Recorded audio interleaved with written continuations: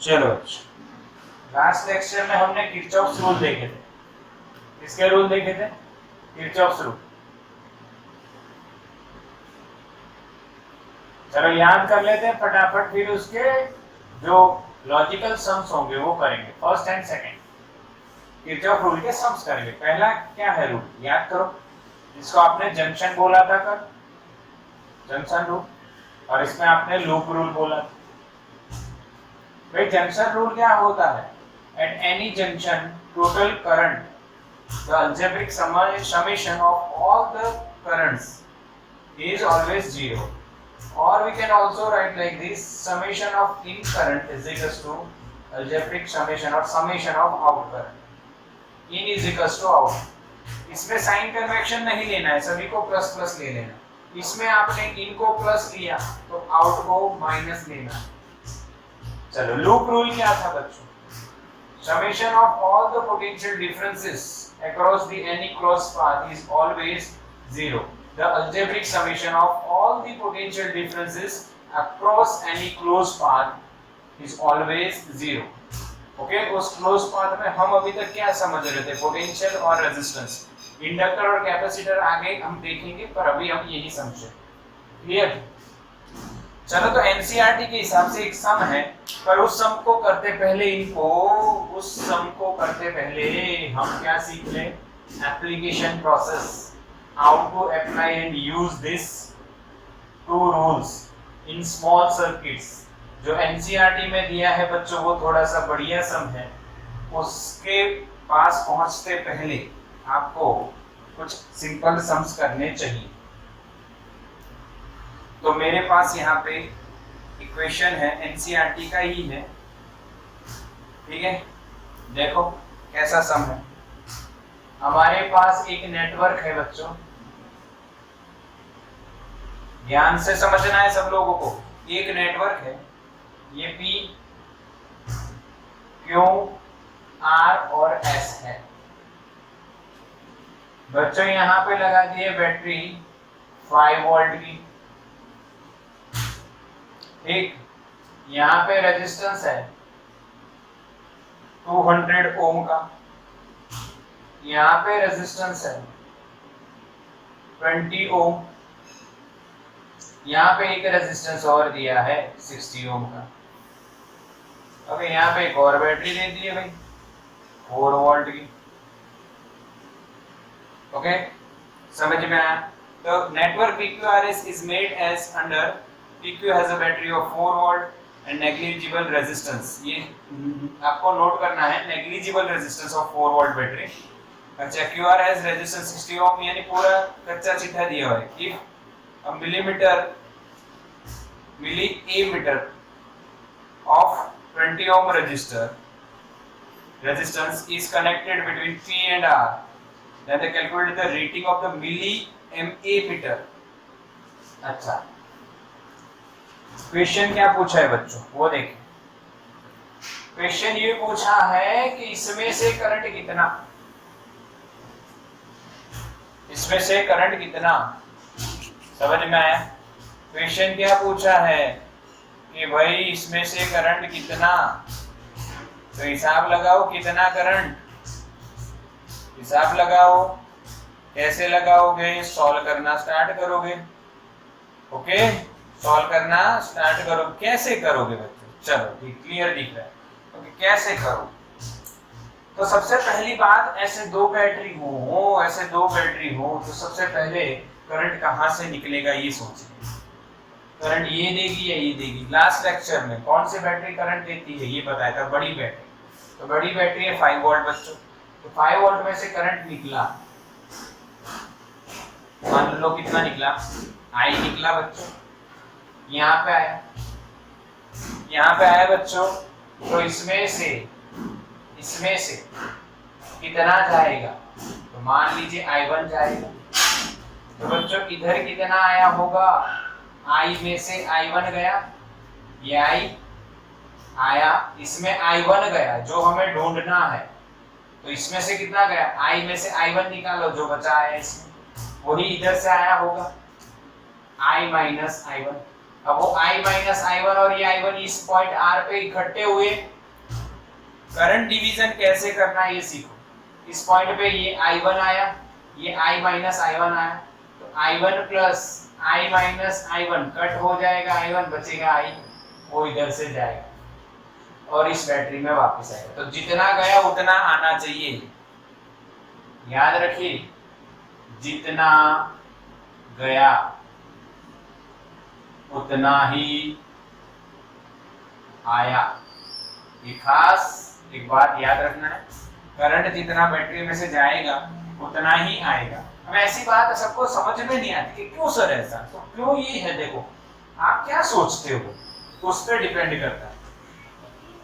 आप ये सोचते हो कि यहाँ से जो करंट निकलेगा, ये रेजिस्टेंस मान लीजिए 10 ओम है और ये 100 वोल्ट है, तो करंट की वैल्यू आप क्या निकालोगे? देखो समझो, करंट जैसे यहाँ से निकलता है वो सर्किट को कैलकुलेट कर लेता है पहले कि भाई यहाँ 10 ओम का रेजिस्टेंस है तो मुझे 100/10 यानी कि 10 एम्पियर ही घूमना रहेगा, तो 10 एम्पियर। हम ऐसा सोचते हैं कि यहाँ पे करंट आया, इसके बाद यहाँ पे पहुंचेगा तो डिक्रीज हो जाएगा। ऐसा नहीं बच्चों, ऐसा नहीं होता। करंट पहले से ही कैलकुलेट होके निकलता है कि 10 एम्पियर ही हम बनेंगे। समझ में आया? तो कैलकुलेशन जितना गया उतना आया। ये एक बात आप नोट कर लीजिए, बस खत्म। This is the process of division of current.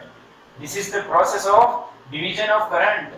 Now simply we have the circuit and all the currents. We have to find out the current I1. So how to find out that current I1? This is very complicated circuit. We can't use directly Ohm's law. We can't use Ohm's law. Then what to do? Use Kirchhoff's law or rule. Kirchhoff's rule use करते हैं। तो पहला जो step रहेगा हमारा, junction rule या loop rule, कौन सा लगेगा? तो यहाँ पे लूप कर रही है, लूप रूल लगाइए। लूप कौन सी है वो ले लीजिए, दो है आपके पास, एक ये और एक तीसरी, जिसकी जरूरत पड़े वो ले लीजिए। ठीक है, पहले मैं ले रहा हूं बच्चों PRS, तो यानी ऐसे हम घूम रहे हैं एंटी क्लॉकवाइज। आप क्लॉकवाइज भी घूम लेते, मुझे कोई फर्क नहीं पड़ता, बस रूल और साइन कन्वेक्शन फॉलो कीजिए। तो सबसे पहले P से R में देखिए, P से R हम गए तो हमारी डायरेक्शन, करंट की डायरेक्शन सेम, तो -I1 इंटू 20, आराम से चला रहा हूं, सीखो। -I1 इंटू 20, IR हुआ ना, पर हमारी डायरेक्शन, करंट की डायरेक्शन सेम, तो क्या आएगा माइनस। फिर हमारा जो पाथ है वो चलता है R से S। R से S जब आप आ रहे हो तो हमारी डायरेक्शन, करंट की डायरेक्शन सेम है, तो -I into resistance IR, potentially तो लिखना है। अच्छा, फिर हम यहाँ पे हमारा पाथ है S से P, तो माइनस से प्लस, तो बच्चों क्या लिखना है? +5 इज इक्वल टू 0। यही तो है Kirchhoff's second rule, total algebraic summation of all the potential differences across closed loop is always 0।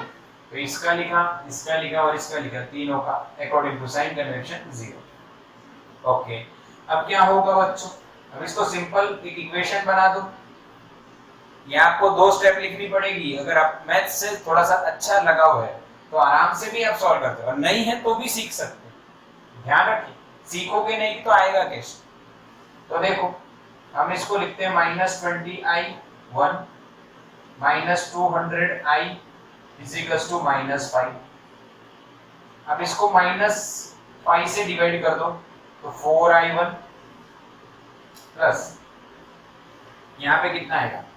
40I is equals to 1। -5 से डिवाइड किया, ये खुद से कर लेना, लिखना नहीं है। डिवाइडिंग बाय -5 लिख सकते हो, आपको लिखना है तो।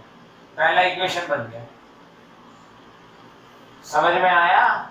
अब लूप 2 लेनी है, ये लूप 1 मान लो, लूप रूल लगाएंगे, लूप 2 लेंगे। लूप 2 कौन सी लेंगे भाई?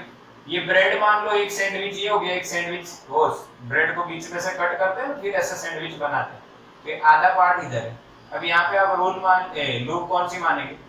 PRQ P, ये वाली मान लो। इसमें आप ऐसे चले बच्चों, क्लॉकवाइज चले, एंटी क्लॉक भी मान सकते थे। चलो P से R चलो, क्या आएगा देखो, P से R रेजिस्टेंस है और करंट है, तो उनका दोनों का प्रोडक्ट यानी पोटेंशियल आ गया। पर प्लस या माइनस सोचो, हमारी डायरेक्शन P से R और करंट भी P से R, तो माइनस। समझ में आया? चलो आप बताओ R से क्यों क्या होगा?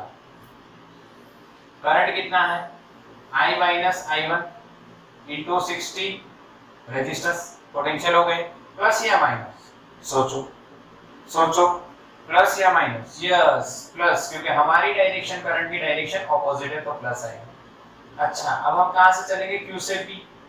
Q से P देखो, माइनस से प्लस, तो कहां पे खड़े हुए हम? प्लस पे, तो प्लस 4 इज इक्वल टू 0। बच्चों समझ में आया? क्लियर? अब इसको ब्रैकेट ओपन करके सॉल्व करो, माइनस 20i1, ये 60 i प्लस में और माइनस 60 i1, आगे ना मल्टीप्लिकेशन, प्लस 4 को उधर उठा लो, माइनस 4। अब इसको 60 और ये 20, minus 80 i1 plus 60 i is equal to 4 minus 4। ठीक बच्चों, अब आप माइनस 4 से डिवाइड करो, डिवाइड बाय माइनस 4, तो यहाँ पे कितना आएगा? 20 प्लस 20 हो जाएगा, आके ना यहाँ पे 4 से डिवाइड करो, पर माइनस 4 से तो माइनस हो जाएगा, इज इक्वल टू यहाँ पे 1, यहाँ पे 1, तो यहाँ पे कितना आएगा? 15, आके ना, ये हो गया आपका इक्वेशन नंबर 2। देखो आपको I1 ढूंढना है, हाँ समझ में आया? अब आपको क्या ढूंढना है? I1 ढूंढना है। तो देखो कुछ दिख रहा है, हाँ कुछ दिख रहा है कि नहीं दिख रहा है? आप सॉल्व कर सकते हो।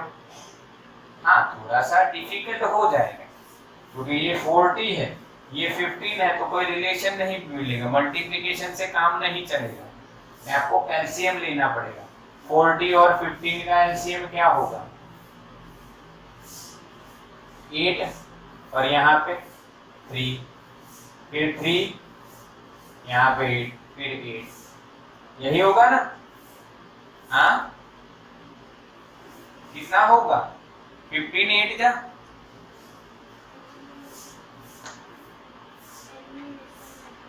हाँ एलिमिनेशन ही करेंगे ना, पर एलिमिनेशन में दोनों को इक्वल तो करना पड़ेगा ना,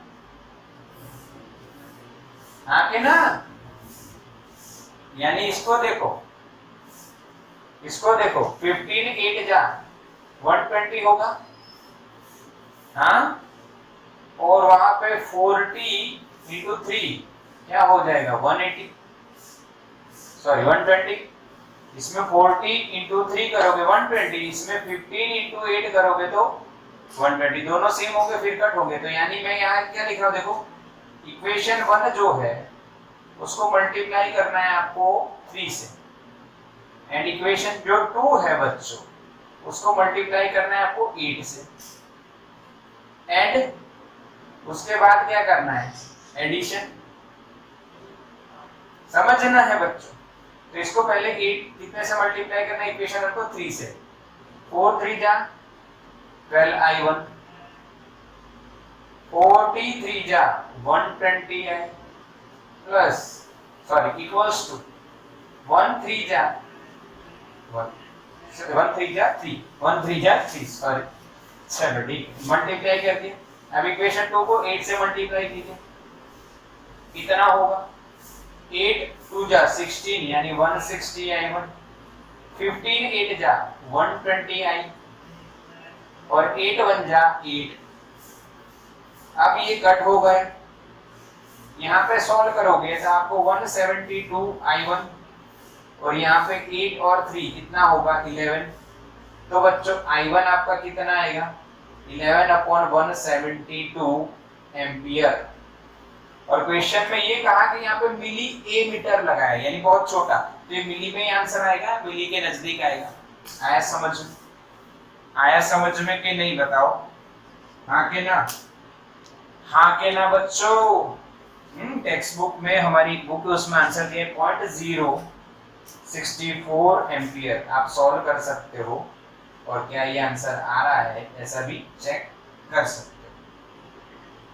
आ रहा है?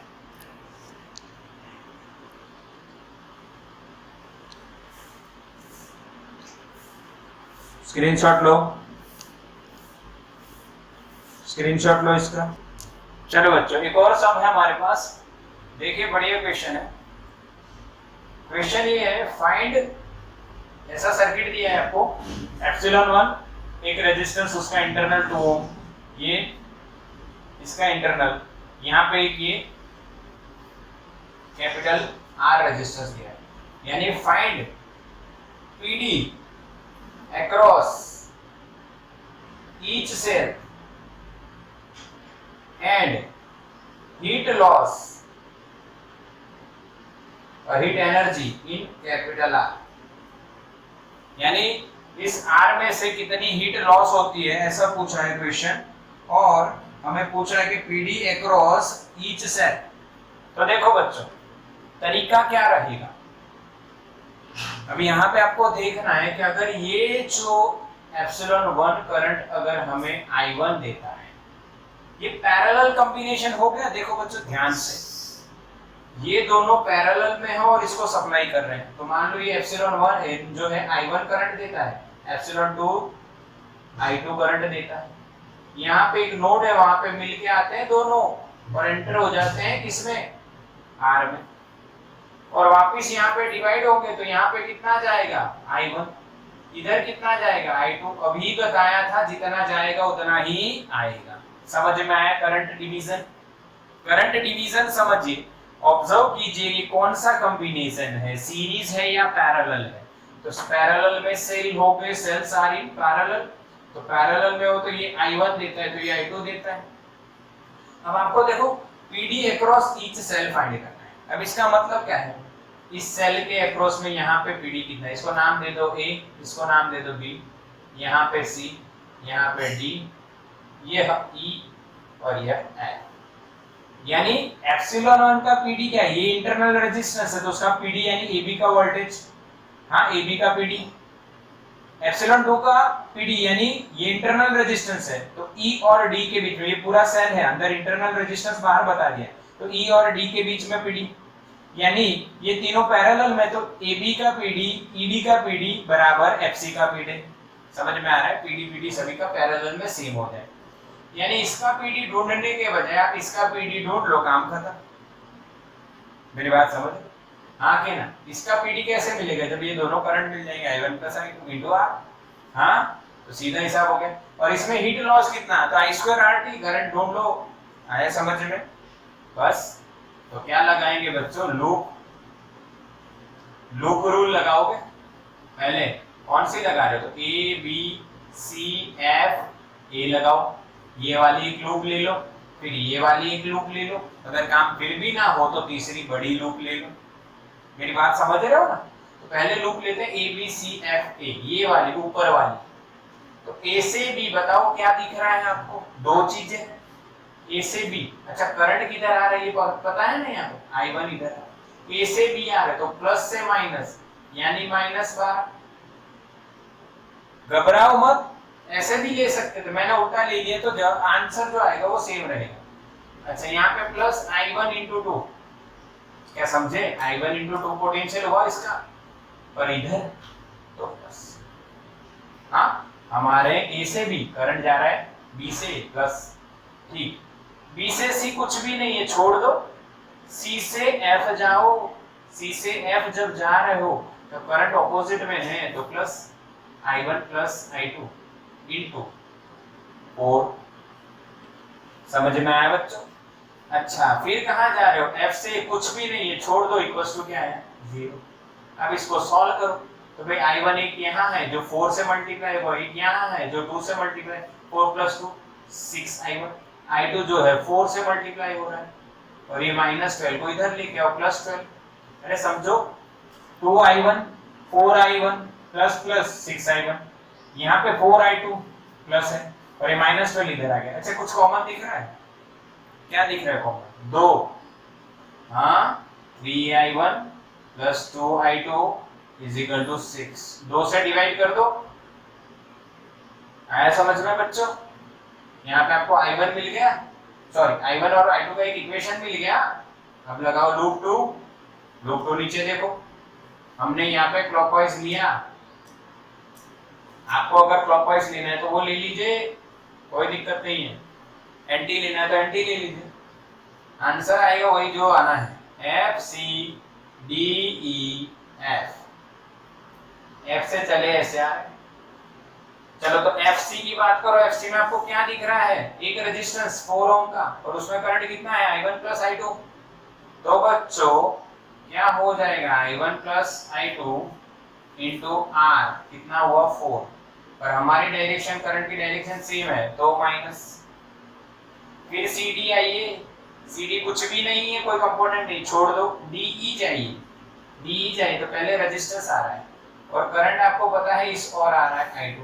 हम ऐसे जा रहे हैं डीई, डी से ई, तो डीई जो जा रहे हैं तो i2 आ रहा है करंट, और उसका रेजिस्टेंस है 1। आके ना 1, i2 इंटू 1। अब हमारी डायरेक्शन, करंट की डायरेक्शन सेम है, यानी माइनस बच्चों। फिर एक बैटरी भी आ रही है जिसमें हम माइनस से प्लस जा रहे हैं, यानी प्लस 6। फिर हम कहाँ जाएंगे? ई से एफ, खत्म, कुछ भी नहीं है तो इक्वल टू क्या कर दो?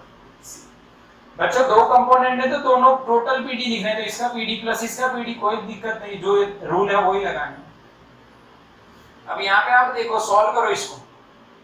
ये जो i1 है अकेला है तो i1 इंटू 4 तो माइनस 4 i1। अब i2 देखो, यहाँ पे माइनस 4, यहाँ पे 1 तो माइनस 5 हो गया, इज इक्वल टू माइनस 6 हो गया। बच्चों कोई कटवट कुछ नहीं हो रहा है, सिर्फ आप ऐसा कर सकते हो कि माइनस से दोनों साइड माइनस है इसलिए आप प्लस कर सकते हो। समझ में आ रहा है ना? दोनों साइड माइनस है, ये भी माइनस, ये भी माइनस, ये भी माइनस, तो दोनों साइड माइनस है तो आप उसको क्या कर सकते हो बच्चों? प्लस कर सकते हो। तरीका सीखिए, तरीका सीखिए, समझ में आया? अब क्या तीर मारना है, अब कुछ भी नहीं करना है। इसका i1 या i2 आपको सेम करना है, तो मैं i2 सेम करता हूं, तो इसको मैं मल्टीप्लाई करूंगा 5 से, इसको मैं मल्टीप्लाई करूंगा 2 से। देखो ये 5i2 है, ये 2i2 है, कोई एलसीएम नहीं निकलने वाला। अच्छा ऐसे निकालो तो 5 और 2 का एलसीएम क्या निकलेगा? 10 निकलेगा। तो 10 आंसर लाना है तो 2 को किससे मल्टीप्लाई करोगे? 10 आएगा, 5 2 10। यहाँ पे 5 को कितने से मल्टीप्लाई करो? 2 से, 10। तो यानी जिसको निकालना है, एलिमिनेट करना है, उसको 5 से और 2 से क्यों मल्टीप्लाई किया, ये तो आपको पता है, सेम करना है उनको। तो यहाँ पे आएगा आपका एक और स्टेप, इक्वेशन 1 को मल्टीप्लाई बाय 5 एंड इक्वेशन 2 को मल्टीप्लाई बाय 2, एंड उसके बाद क्या लेना है? एडिशन या सब्ट्रैक्शन? क्या करो? सब्ट्रैक्शन, क्योंकि सेम साइन है तो कट नहीं होगा। तो भाई क्या करोगे अब आप? 3i1, पहले इक्वेशन को 5 से मल्टीप्लाई करो। अच्छा पहले 2 लिख दो तो भी चलेगा ना? हाँ, इक्वेशन 2 को 2 से मल्टीप्लाई चलेगा। आप जो करो बेटा घबराओ मत, मैथ्स है पर आएगा थोड़ा सा। इक्वेशन 1 को 5 से मल्टीप्लाई करो, 5 3 जा 15i1, 5 2 जा 10i2, 6 5 जा 30। इक्वेशन 2 को 2 से मल्टीप्लाई करो, 4 2 जा 8i1, 5 2 जा 10i2, 6 2 जा 12। ओके, आप पहले ये भी लिख सकते हो, ये भी लिखो, कोई भी लिखो, कोई दिक्कत नहीं। अब डिफरेंस लेना है तो इसकी साइन सारी चेंज हो जाएंगी, क्योंकि ये माइनस करेंगे दोनों का। तो ये अब देखो 15 में से 8 जाएंगे तो कितने बचेंगे? 15 में से 8 7 बचेंगे। ये तो कट हो जाएगा ना, इक्वल्स टू ये तो कट हो गया। 30 में से 12 जाएंगे, 18 बचेंगे। तो I1 becomes 18/7 एम्पियर। अब ये I1 चाहे आपको इक्वेशन में रख दो तो आपको I2 मिल जाएगा। पुट इन इक्वेशन नंबर 1, तो यहाँ पे रखेंगे तो 3 × 18/7 plus 2i2 is equal to 6। समझ में आया? तो 2i2 क्या हो जाएंगे बच्चों? 6 माइनस 18 3 जा 54/7। सही लिख रहा हूं ना बच्चों? अच्छा तो i2 क्या हो जाएगा?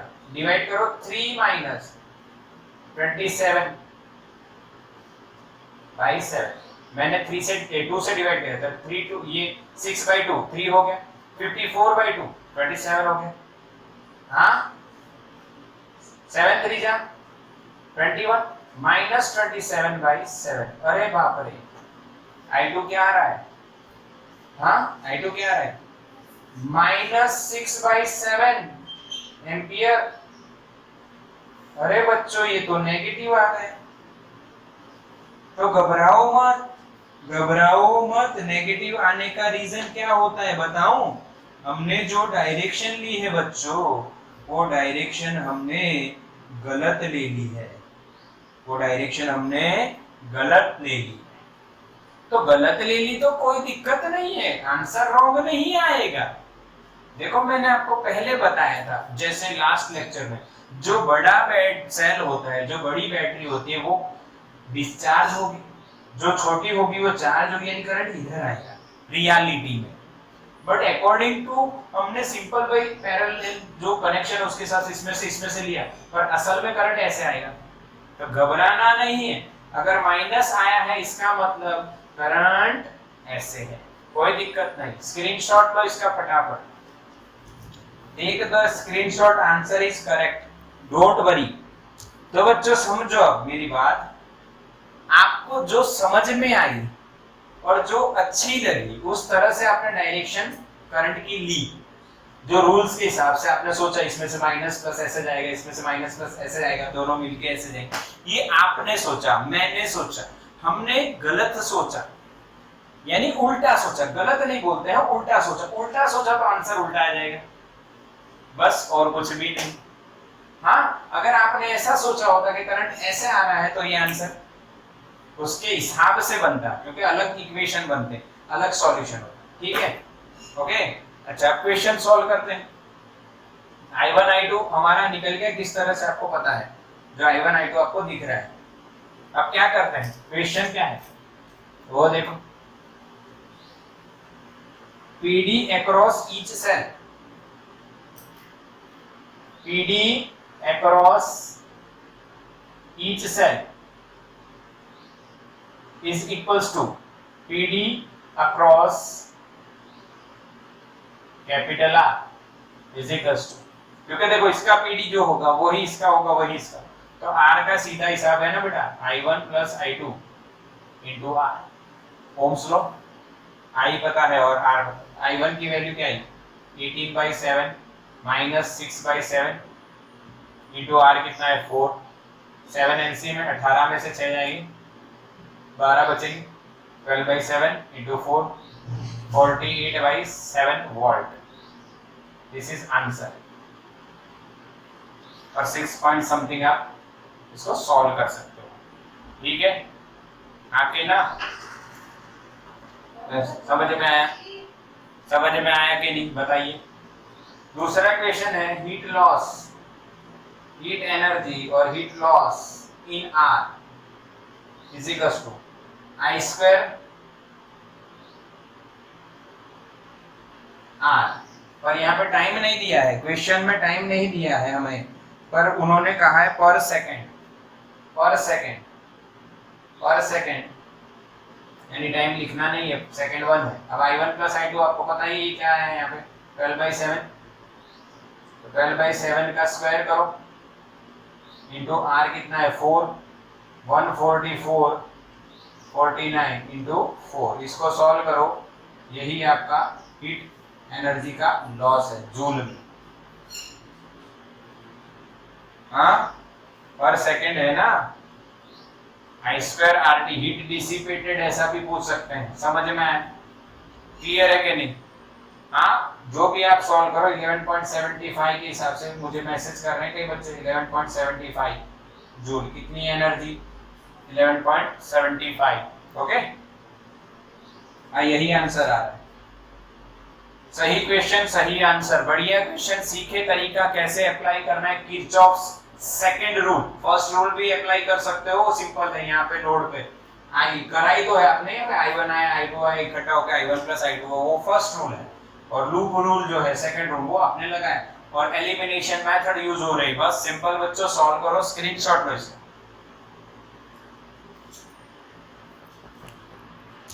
चलो बच्चों क्लियर ये? हाँ, प्रैक्टिस करो, बार बार गिनो और लॉजिक समझो। हाँ, फिर सिर्फ लिखना नहीं है, बार बार उसके लॉजिक कंसेप्ट समझ के इसको सॉल्व करना है। ऐसे बहुत सारे सम्स हैं, आपको मिल जाएंगे।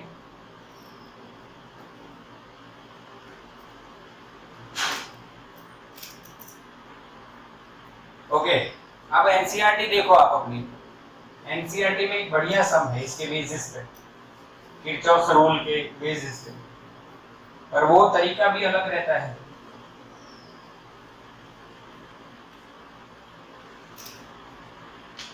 देखो अंदर ध्यान से समझो।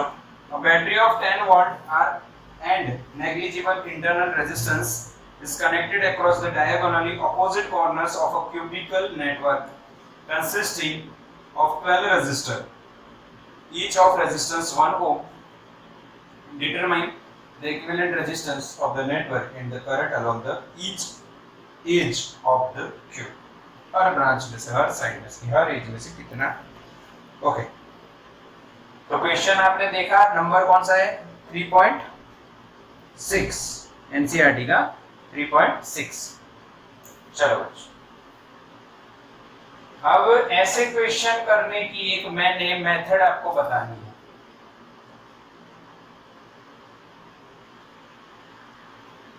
एक मेथड आपको फॉलो करनी है। देखो क्वेश्चन क्या है, ध्यान से देखना। रेजिस्टिव वायर है सारे, और सभी को कनेक्ट कर दिया है, और कहा है कि find equivalent resistance between, find R equivalent between diagonally opposite parts and current from each branch। वो तो बात की बात है, वो ठीक है, वो तो एकदम इजी। पहले ये क्वेश्चन समझिए। डायगोनली अपोजिट जो पॉइंट्स है बच्चों, उसमें कितना आपको रेजिस्टेंस है इक्विवेलेंट, यानी हर ब्रांच का, ये जो हर वायर है, 12 वायर होंगे ना, 4 ये 4 ऊपर और 4 खड़े, 8 सॉरी 4 ये 4 ऊपर 8, और ये खड़े हुए ना, अपना घर जो है उसका रूम देखो, 4 ऊपर 4 नीचे और 4 ये वर्टिकल वाले, यानी 12 हो। तो 12 रेजिस्टेंस को क्यूबिकल फॉर्म में अरेंज कर देते हैं और पूछते हैं कि डायगोनली ऑपोजिट जो पॉइंट्स हैं उनके बीच में कितना रेजिस्टेंस। पक्का?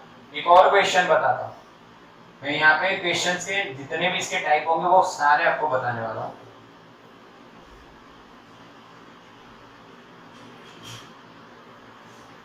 समझना है। एक और क्वेश्चन,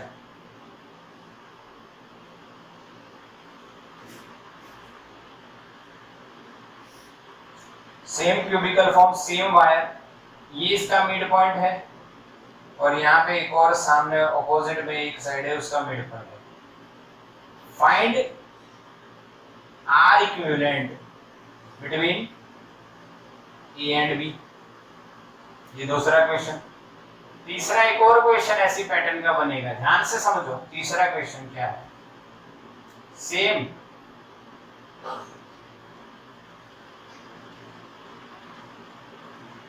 कैसा है, और यहाँ पे कहा ए और ये बी, इसको हटा दो। अभी ये वायर नहीं, 12 की जगह 11 ही है। Find R equivalent between A and B. 3 question हो। कितने क्वेश्चन हुए? 3 क्वेश्चन। अब देखो बच्चों, ये सिमेट्री से भी हो सकते हैं, फोल्डिंग सिमेट्री, मिरर सिमेट्री, 2 तरह की। हमारा वीडियो अवेलेबल है सिमेट्री का एक, ओके? नहीं मिला है तो आजकल में मिल जाएगा आपको, सिमेट्री किसे कहते हैं, उससे भी इसका सॉल्यूशन आप निकाल सकते हो और उसका यूज करेंगे। और उसके अलावा मैंने अपनी एक छोटी सी बात आपको समझानी है। देखो पहले, सबसे पहले कनेक्ट करना है। Connect battery across given points. सबसे पहले क्या करिए, करंट कहां से जाएगा? तो बैटरी में से जाएगा। तो जो दो पॉइंट्स हैं, उन दो पॉइंट्स के बीच में आपको बैटरी कनेक्ट कर देनी। वो कोई भी आप मान सकते हो, ईएमएफ उसका वोल्टेज या पीडी आप मान लीजिए एप्सिलॉन, कोई दिक्कत नहीं, कुछ भी मान सकते। ओके, सेकंड स्टेप क्या रहेगी? Second step of this question कि भाई डिवाइड द करंट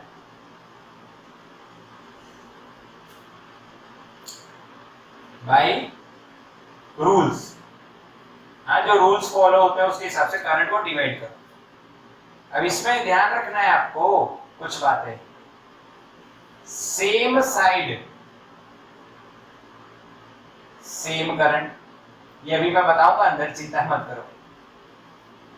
और दूसरी बात, जो करंट है, कभी करंट आई जो है वो कभी भी कोलाइड नहीं होता है, लाइक बुलॉक। ये थोड़ा अपना लॉजिक, इसका मतलब ये है कि देखो देखो समझो, ये यहाँ रजिस्टर है, ठीक है, यहां से करंट आ रहा है और ऐसे कनेक्ट, ये करंट आ रहा है, यहां से I1 आया, यहां से I2 आया। तो अब ये जो करंट है, अगर ये जो पॉइंट है यहाँ पे मान लो X है और ये Y है, जो दोनों के पोटेंशियल अगर सेम है तो यहाँ पे करंट क्या हो जाएगा? जीरो। यानी अगर ये करंट ऐसे आता, ये करंट ऐसे आता तो बुलॉक फाइट होती, बुलॉक की फाइट होती, आके ना ऐसे लड़ते। तो मैंने इसलिए शॉर्टकट ये बना दिया कि भाई ये फाइट नहीं करेंगे, this is the rule. Same side same current, current does not collide like bullock. समझ में आया? सेम पोटेंशियल होता है तो करंट फ्लो नहीं होगा। तो यहाँ पे करंट कितना मिलेगा? I1, और यहाँ पे I2 सीधा निकल जाएगा, क्योंकि यहाँ पे पोटेंशियल क्या है?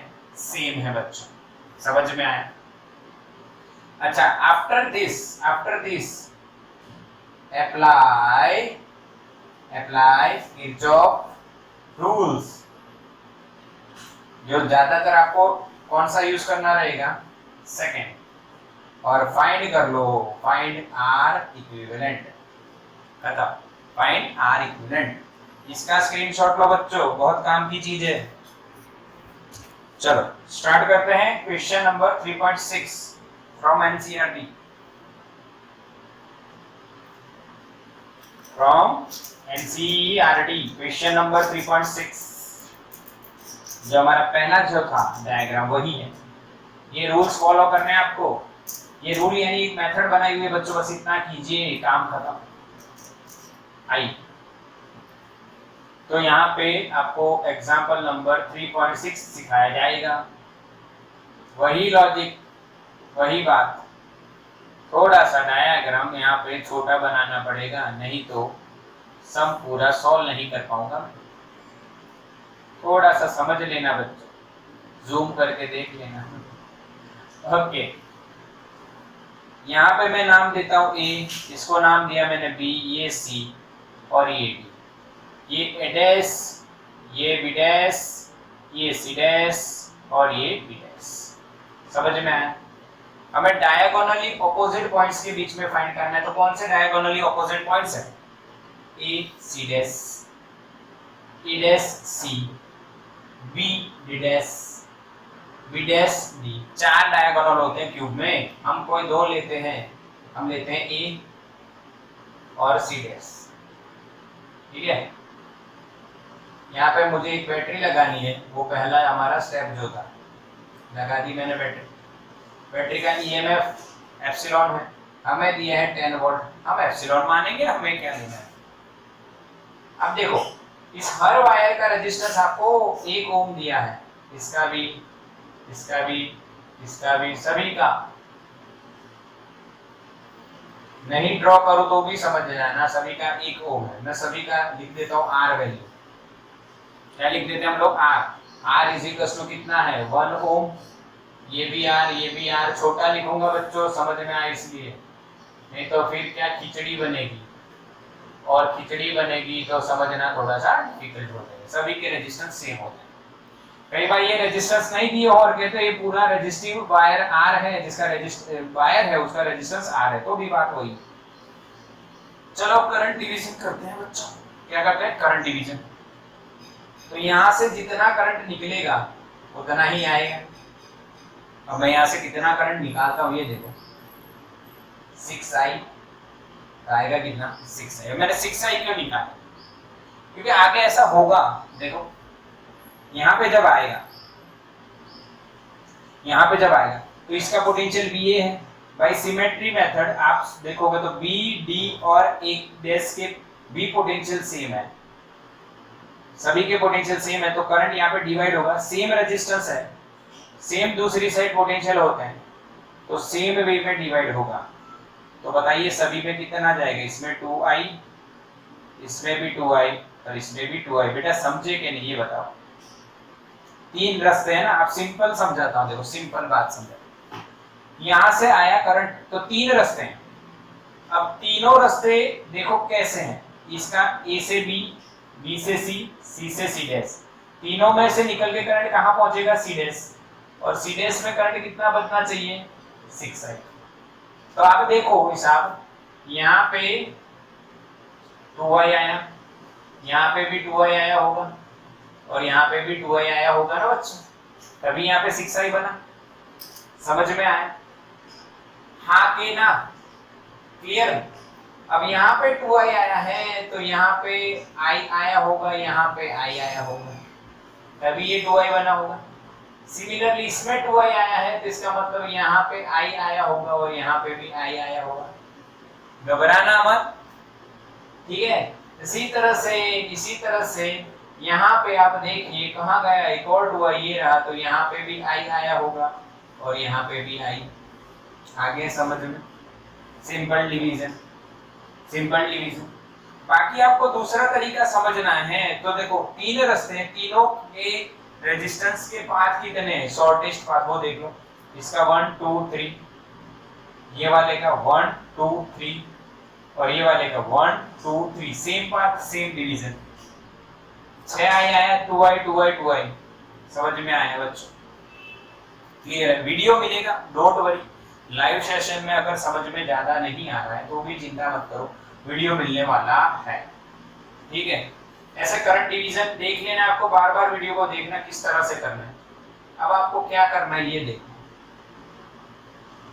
बस डिवीजन खत्म, अब लूप सिलेक्ट करनी और रूल लगाना है। तो सबसे इजी सिलेक्ट करो, A B C C dash epsilon A, ऐसी सिलेक्ट करो जिसमें बैटरी आए, A B C C dash epsilon A। बस सेकंड रूल लगा दो। लूप रूल क्या होगा, A से B 2i current, R resistance, same direction यानी माइनस। B से C I into R, same direction minus. C से C dash minus 2ir, minus क्यों किया पता है, सेम डायरेक्शन। और C डैश से एप्सिलॉन और A आए, तब एक बैटरी आई, माइनस से प्लस, प्लस एप्सिलॉन रखते हैं इज इक्वल्स टू 0। अभी एप्सिलॉन रखते हैं 10, मैं बाद में रखूंगा। तो यहाँ पे आपको क्या मिल रहा है, एप्सिलॉन बराबर 2 3 5, पाई आर मिला, पाई आया। ऐसे इक्वेशन नंबर 1। समझ में आया? समझ में आया? Kirchhoff second rule. अच्छा, इतना मेहनत करा और 2 स्टेप में आंसर आया, तो मेहनत पहले बार बार आपको समझ के अच्छी तरह से करनी है, बस और कुछ नहीं। अब देखो क्या करें बच्चों, ये A है और ये C डैश है, इसके बीच का इक्विवेलेंट रेजिस्टेंस फाइंड करना है, उसको क्या मान लो, R इक्विवेलेंट। और उसमें यही बैटरी लगाओगे जो एप्सिलॉन 10 वोल्ट है, और उसमें से वही करंट फ्लो होगा जो इसमें हो रहा था। क्यों वही करंट फ्लो होगा, क्योंकि आपने इस पूरे क्यूब के बराबर कितना माना है, वही तो फाइंड करना है, आर इक्विवेलेंट। क्या माना, आर इक्विवेलेंट। अब यहाँ पे ओम्स लॉ लगाओ, सिंपल। ओम्स लॉ क्या होगा, टाइम होने आया ऐसा है। अच्छा चलो देखते हैं बच्चों, 2 मिनट। अच्छा अब यहाँ पे क्या आया भाई, ओम्स लॉ लगाओ बच्चों। ओम्स लॉ क्या होगा, एप्सिलॉन बराबर आई कितना फ्लो हो रहा है 6i, R कितना माना है, R इक्विवेलेंट। ये बन गया आपका इक्वेशन नंबर 2। ये तो आप इसको देख के भी लगा सकते हैं, epsilon is equals to I into total resistance. आप क्या मान रहे हो, R इक्विवेलेंट, बस लगा दो। अब कंपेयर करो, compare equation number 1 and 2, 1 and 2, then 6ir equivalent is equals to 5ir, दिख रहा है दोनों? अच्छा आई कट करो, r इक्विवेलेंट क्या मिल रहा है? I by 6r. This is the answer. This is the answer बच्चों, 5 by 6r. सिंपल प्रोसीजर, एकदम बढ़िया। पहले एक लूप लो, एप्सिलॉन आर IR का रिलेशन लगाओ, फिर इस पूरे क्यूब की जगह एक रेजिस्टेंस मान लो, फिर एप्सिलॉन ओम्स लॉ लगा के IR का रिलेशन, दोनों रिलेशन को इक्वेट करो, आंसर आ गया। अब यहाँ पे हमारे क्वेश्चन में r इज इक्वल टू 1 ओम है, तो r इक्विवेलेंट क्या होगा? I by 6 ओम। समझ में आया? ये आंसर आ गया, ये आंसर आ गया। और क्या मांगा है पता है आपको? और क्या मांगा है? Current from each edge. अब देखो, from equation number 1 epsilon is equal to 5ir है, r की वैल्यू 1 है, इसकी 10 है, तो 10 इज इक्वल टू 5i हो गया। तो i इज इक्वल टू क्या होगा? 5 to the 10 यानी 2 एम्पियर। है समझ? बस आपको करंट मिल गया, i इज इक्वल टू 2। कैसे भाई करंट मिला? आपको देखो, समझो मेरी बात, समझो। आपको करंट यही मिल गया था, देखो ये 10 है, ये 1 है, तो i क्या आया? 2 है। अब वो मिल गया है, तो i 2 एम्पियर है, तो यहाँ पे इसमें से कितना जाएगा? a b में से 2i यानी 4 एम्पियर। आंसर पता चला, 4 एम्पियर, 4 एम्पियर। यहाँ पे 2, यहाँ पे 2, यहाँ पे 2, यहाँ पे 4। आ जाएगा समझ में? आ जाएगा समझ में? हर एक साइड में से, हर एक एज में से कितना करंट जा रहा है निकाल सकते हो, क्योंकि पहले से डिवाइड किया। देखो i की वैल्यू कितनी है? 2 एम्पियर, तो AB में से कितना होगा? 2i यानी 4। BC में से कितना होगा? 2। B डैश में क्या होगा? 2। CD में क्या होगा? 2। AD में क्या होगा? 4। A डैश में क्या होगा? 4। ऐसे लिख सकते हो ना? जिनका सेम है उनके नाम लिख के भाई, A B A D A dash, फिर D dash C dash C C dash B dash C dash, इनमें सभी में कितना? 2i यानी 2 2 जा 4, और बाकी की जो बची उसमें i है यानी 2m। डन? समझ में आया? स्क्रीनशॉट लो बच्चों, इसको सॉल्व करो बढ़िया से, अच्छा क्वेश्चन है। नेक्स्ट लेक्चर में आगे चलेंगे।